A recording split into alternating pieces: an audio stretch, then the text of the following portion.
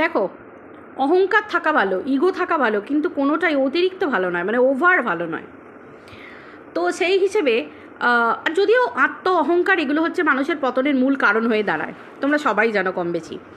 তো সেই ক্ষেত্রে আমার কাছে কথা হচ্ছে, সুকে দেখলাম কালকে, মানে রুনাদি কালকে কমিউনিটি পোস্ট দিয়েছে, সেখানে দেখলাম রুনাদি 1000 টাকা দিয়েছিল সুকে।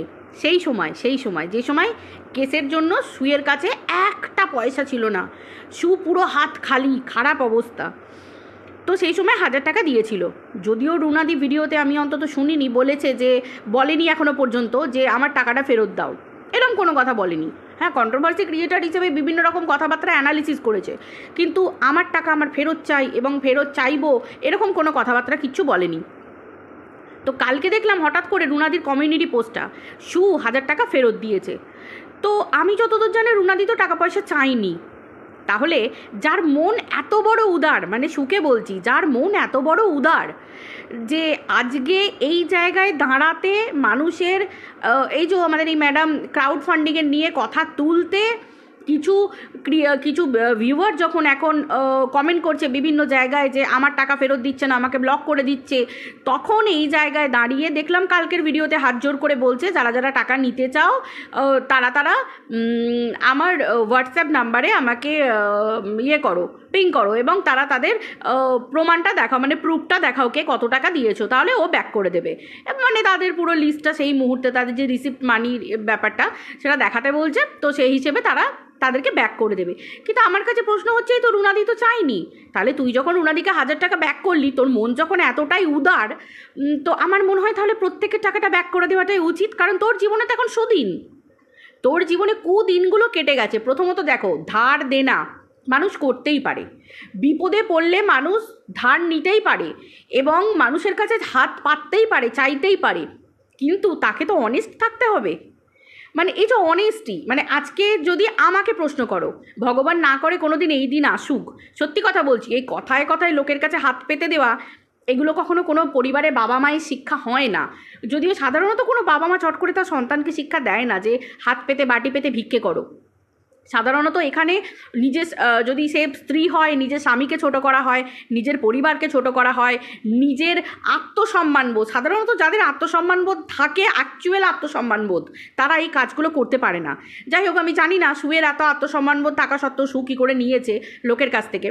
যাই হোক, সেটা নিয়েছে, কিন্তু তার কি করা উচিত ছিল, একজন ভদ্র বাড়ির বউ যদি হয়ে থাকে, ভদ্র বাড়ির মেয়ে যদি হয়ে থাকে, একজন শিক্ষিত মানুষ যদি হয়ে থাকে, অ্যাকচুয়াল শিক্ষিত মানুষ যদি হয়ে থাকে, প্রকৃত শিক্ষিত, তাহলে মানুষ এবং যদি অনেস্ট হয়ে থাকে, সেখানে কি করা উচিত ছিল, যে অ্যাটলিস্ট একটা ভিডিওর মাধ্যমে বা অ্যাটলিস্ট মানুষের কাছে কথা বলা উচিত ছিল যে দেখো, তোমাদের কাছ থেকে তো আমি নিয়েছিলাম, বাট আমি এখন আচ্ছা ঠিকঠাক রোজগার করছি। এই তো দেখো না, আমি রান্নাঘর থেকে শুরু করে আমার 1 লাখ টাকার আইফোন, মানে 1 লাখ টাকা কি 1.5 লাখ টাকার কিনেছে আমি তো আর জানি না, মানে আইফোন কিনেছে, আইফোন তো আর লাখ টাকার নিচে না। তো যাই হোক, আইফোন কিনলো, ঘরদোর করলো, সব কিছু করলো। তো আমার মনে হয় যে আমার কি মনে হয় যে ভাই, আমি কারোর কাছ থেকে হাত পেতে একটা সময় টাকা নিয়েছি, আর আজকে আমি এত কিছু করছি। আমার সত্যি কথা বলছি, বিশ্বাস করো, সাধারণত জানো তো, যদি কাউকে একটা টাকা যদি কেউ পাওনা পায় না, আমার ঘুম হয় না। আমার হাজব্যান্ডেরও তাই। সাধারণত সবজি কিনতে গেলে রোজ সবজি কিনতে যাই তার কাছে, মানে প্রতি সপ্তাহে 3 দিন সবজি কিনতে যাই। আরে বৌদি, খুব ছুটটা নেই তো কি হয়েছে, ঠিক আছে পরে দিয়ে দেবে, এই পরেটা নয়। আমার হাজব্যান্ড তাড়াতাড়ি চলে যাবে খুচরো করাতে। দাদা আপনি না, সত্যি বিশ্বাস করো, অ্যাকচুয়ালি এগুলো অ্যাকচুয়ালি ভদ্রতা। কারণ সে গরিব মানুষ, যতই হোক, গরিব বড়লোক বলে কিছু না, সে মানুষটা আমার কাছে, তার কথা মনে হচ্ছে সে দিন আনে দিন খাচ্ছে।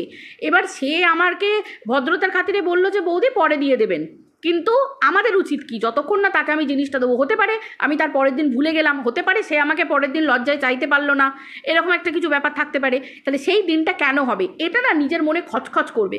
তো আমি বুঝতে পারলাম না, ওর যখন ঘর দৌড় সব কিছু করলো, যখন আচ্ছা কাছা টাকা এসেছে বলেই তো ও বলছে আমার নিজের রোজগারের টাকা আমি করেছি। ঠিক আছে, তোমার রোজগারের টাকায় তুমি করেছো, ঠিক আছে, তুমি ফোনও কিনেছো, আইফোনও কিনেছো, আমরা বুঝে নিচ্ছি, নাও তোমার রোজগারের টাকায়।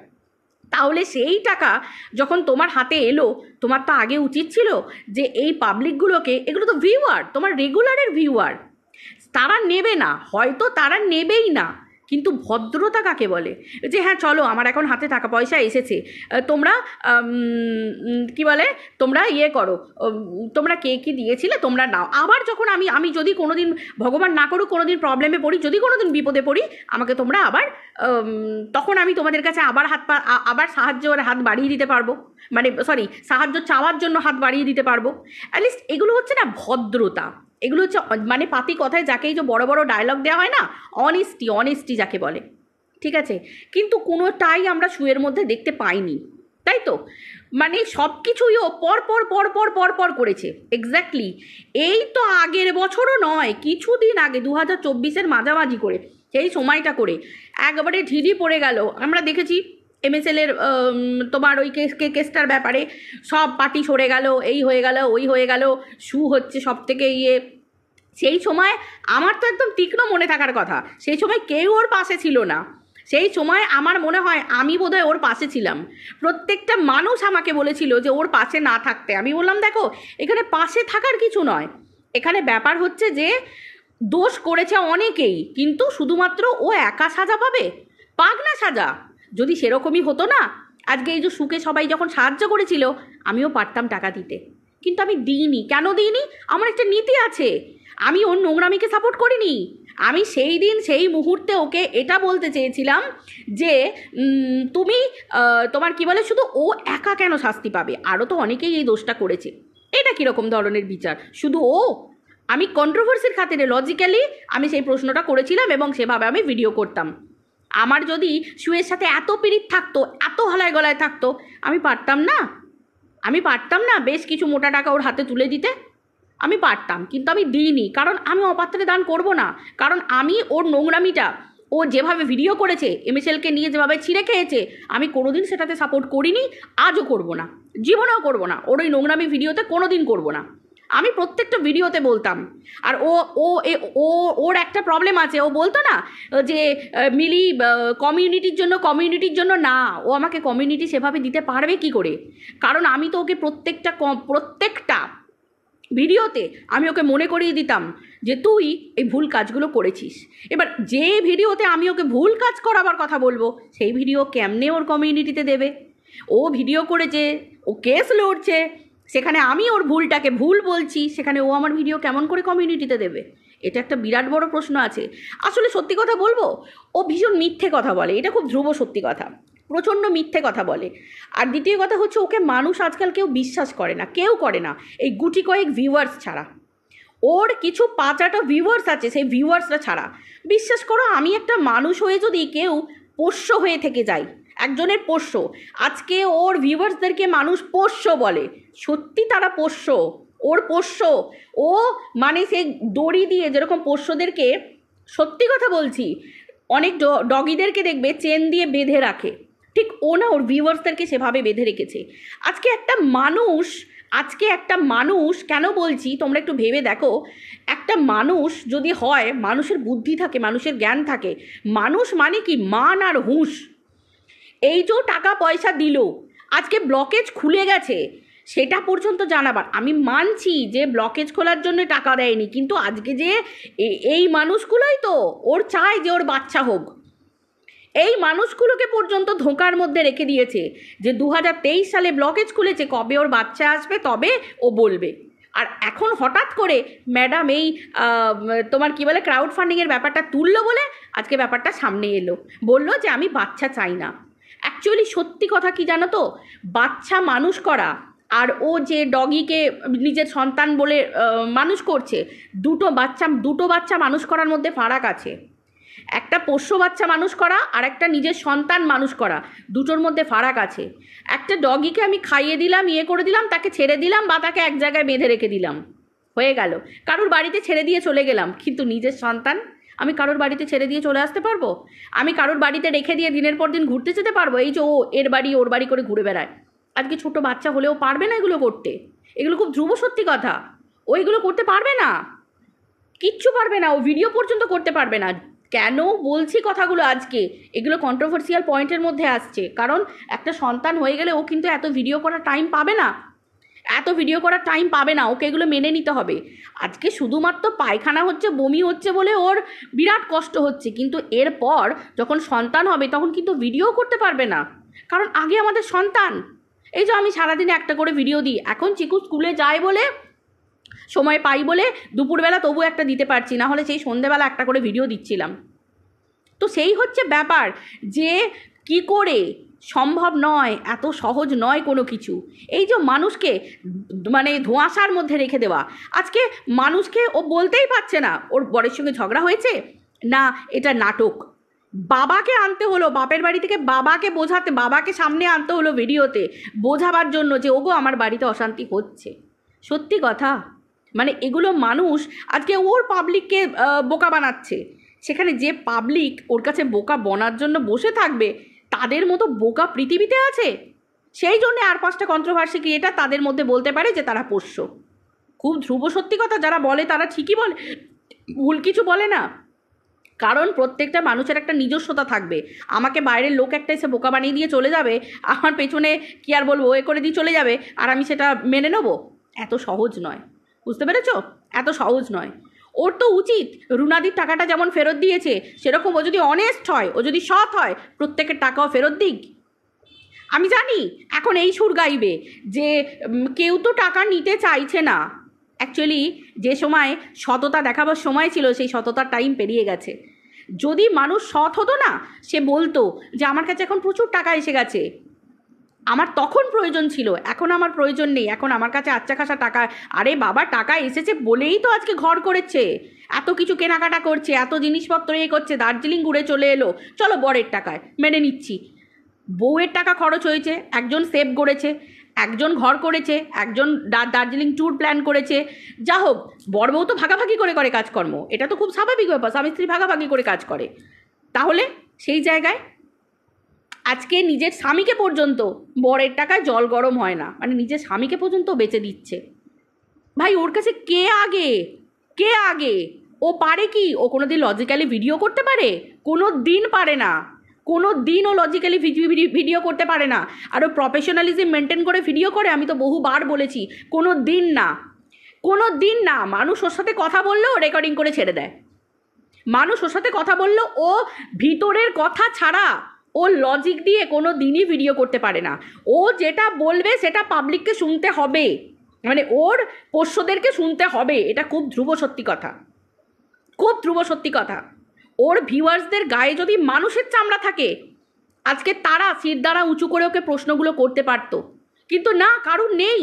তার জন্য ও মানে ও যা বোঝাচ্ছে তাই বুঝিয়ে যাচ্ছে। আজকে এত কিছু মানুষের সামনে, এত কিছু, কিসের এত আত্ম অহংকার, কিসের এত দম্ভ? যদি জানতাম সৎ পথে কন্ট্রোভার্সি করছিস, তাও বুঝতে পারতাম। আজকে কন্ট্রোভার্সি সেক্টরে এসে দেখেছি বহু কেস খেয়েছিস, বহু কেস খেয়েছিস, তোর মতো কেস কেউ খায়নি। আজকে তুই এত ভালো কন্ট্রোভার্সি ক্রিয়েটার যে সবাই তোরে কেস দিতে আসে, হ্যাঁ, সবাই তোরে কেস দিতে আসে, আর কাউকে তো কিছু করতে পারে না। তোকে কেন করে? কারোর বাবাকে ছাড়িসনি, মাকে ছাড়িসনি, দিদিকে ছাড়িসনি, বোনকে ছাড়িসনি, যাকে ধরেছিস তাকে ফেরে রেখে দিয়েছিস। মানে তার জীবন যদি খুব মন শক্ত হয় বেঁচে যাবে, আর না হলে সে পটলডাঙ্গার টিকিট কাটবে, এরকম একটা ব্যাপার। যে পরিমাণ তোর ভিডিওর কথাবার্তা, জোর জবরদস্তি, তুই দেখেছিস মানে সে নোংরামিই করছে, তুই বলছিস মানে সে নোংরামি করছে, শুনতে বাধ্য। এবার সেটাকে নিয়ে কাটা ছেঁড়া কি করিসনি? প্রত্যেকটা কন্ট্রোভার্সি, প্রত্যেকটা ব্লগারের সঙ্গে সম্পর্ক রেখেছিস, বেশিরভাগ ব্লগারের সাথে সম্পর্ক রেখেছিস, সম্পর্ক রেখে ছুঁচ হয়ে ঢুকে ফাল হয়ে বেরিয়েছিস। মন্দিরা জানে পিছনে কীভাবে এফোড় ওফোড় করে দিয়েছিস, মন্দিরা জানে। আজকে বলি না, সোমনাথ তোকে না পারে গিলতে, না পারে উগড়াতে, নাহলে সোমনাথের মতো ভদ্র ছেলে না তোর বাড়িতে গিয়ে মাংসর ঝোল ভাত খাবে? এটা কোনো দিন হয় না। আজকে সুজাতাদি, যে সুজাতাদিকে, মানে সুজাতাদির ভিডিও দেখেই তোকে বলছি, যে সুজাতাদিকে তুই ইয়ে করে মানে জারিয়া করে কেসগুলো তুললি, আজকে সেই সুজাতাদিকেও তুই ল্যাং মেরে দিয়েছিস। কাকে না কাকে তুই করিসনি? সবাইকে সবাইকে সবাইকে করেছিস। আজকে কিসের জন্য ওই পাড়ের দুখানের সঙ্গে তোর ভাব হয়েছে সে সব জানি। চেষ্টা হচ্ছে MSL-এর সাথে যদি প্লটিং করে কোনো রকমে তারা যদি একটু কেসটা একটুখানি সাল্টে দিতে পারে, কিছুই না। দেখবো যে মানুষগুলো তোকে সেই সময় সাহায্য করেছিল, তুই কত টাকা তুলে রেখে কম্পেনসেশন দিস, তাই না? আজকে ঘরের সংসারের কথাবার্তা সেগুলোও তোকে বিক্রি করতে হচ্ছে ভাই। যা শ্বশুরমশাই একজন অবসরপ্রাপ্ত শিক্ষক, শিক্ষক প্রফেসর, মানে যে যাই হোক না কেন, পেশাতে যিনি যাই হোক না কেন, সব পেশাই হচ্ছে সম্মানের, কিন্তু সেই মানুষগুলোকে মানে সোশ্যাল মিডিয়াতে বিক্রি করতেও তুই ছাড়িসনি। তাদেরকে নিয়েও তোকে ভিডিও করতে বসে পড়তে হলো, সেই মানুষগুলোও বিক্রি হয়ে গেল। যাতে আরও সুবিধে হয় ঘর ছেড়ে বেরিয়ে যেতে অন্যত্র অন্য জায়গায়। আরে শোন, তোর ভিডিও দেখেই বলছি, তোর শ্বশুর শাশুড়ি থাকে ওপরে, তুই থাকিস নিচে তোর বরকে নিয়ে। আর কত আলাদা থাকবি, আর কত আলাদা করবি? সন্তান তাদের মা বাবার সাথে খেতে পারে না, বসতে পারে না, গল্প করতে পারে না, কিছুই পারে না তাদের সন্তান তাদের মা বাবার সাথে। থাকে তো তোর সাথে, আগে খেতো জেঠু জেঠিমার সাথে দেখতাম, এখন তোর নিচে তোর কাছে খায়, বহু কাল হয়ে গেল তোর কাছে খায়।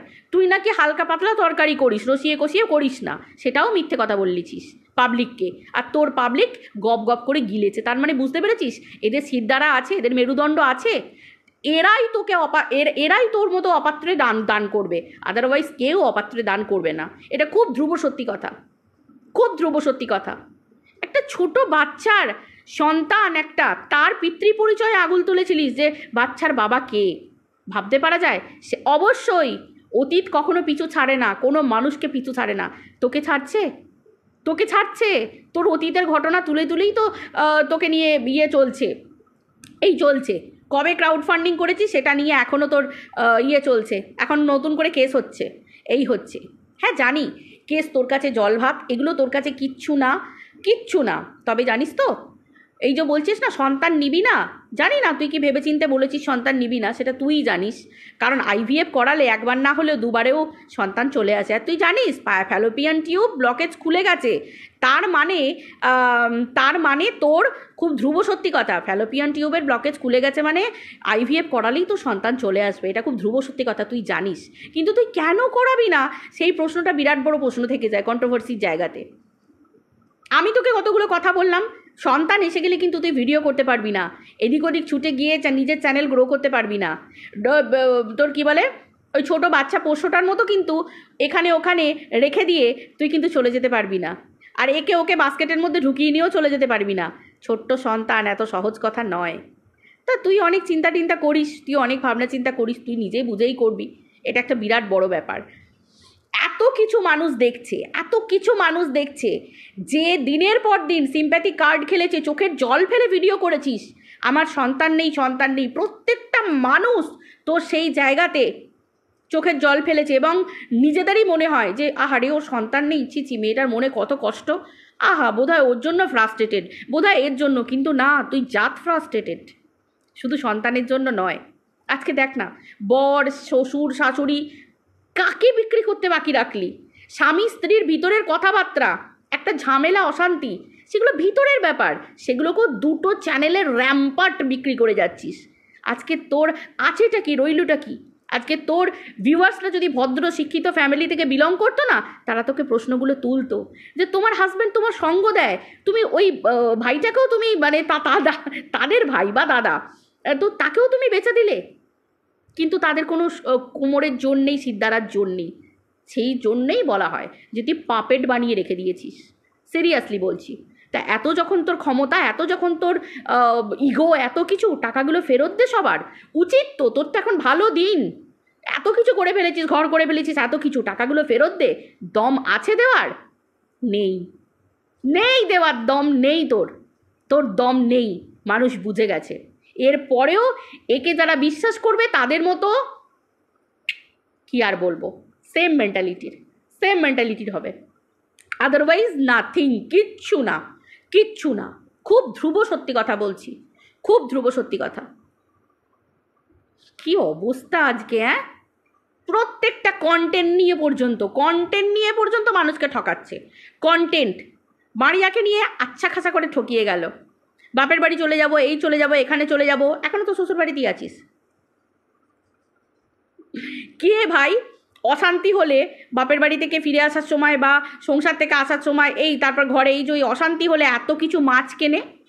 কে কেনে এত কিছু? অশান্তি হলে এত কিছু মাছ কে কেনে? একটা আলু সেদ্ধ ভাত করে খাবার মন মেজাজ থাকে না, ঘরে এত অশান্তি, এত কিছু, তারপরেও অত রকম তোর মাছ চলে আসছে। পাবলিক কী করে বিশ্বাস করে আমি বুঝে উঠতে পারি না। সত্যি বলছি, তোকে বাড়িয়ে দিয়েছে তোর ভিউয়ার্সরা, যার জন্য তোর এত অহংকার, তোর এত দম্ভ। আদারওয়াইজ তুই নাথিং, কিচ্ছু কোয়ালিটি নেই তোর মধ্যে। এটা খুব ধ্রুব সত্যি কথা রে, কোয়ালিটি নেই তোর মধ্যে। না তুই লজিক্যালি কন্ট্রোভার্সি